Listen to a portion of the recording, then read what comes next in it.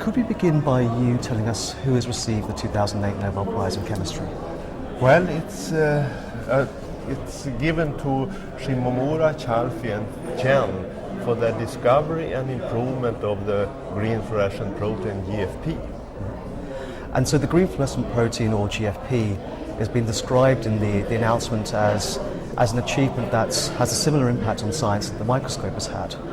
Could you describe why that's so?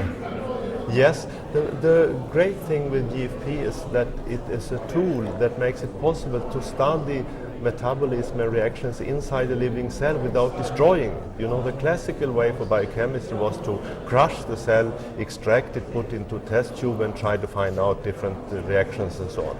But now you can label your protein of interest very easily. Any student can do that. And then you can study what happens to the protein inside the living cell, when the cell is born, when it divides, when it metabolizes and so on. And that is a very good precision. You can look at the individual molecules, and that has completely changed the field of biomedicine.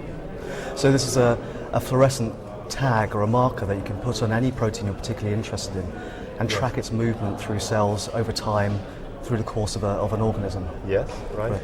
And so this has obviously expanded the world that we can see within cells. Could you give us an example of what we can now see thanks to GFP?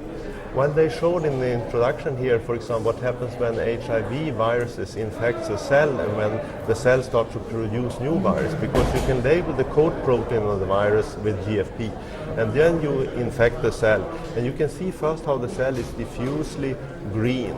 But then with time you see small, very green spots that assemble throughout the cell, and that the new viruses that form. And you can then in real time follow how fast they are built and how this assembly is made. And then of course you can start to understand how you could interfere with this assembly also in a more detail than we could ever do before. Yes.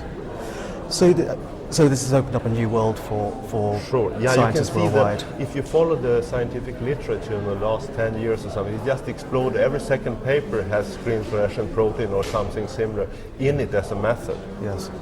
So the prize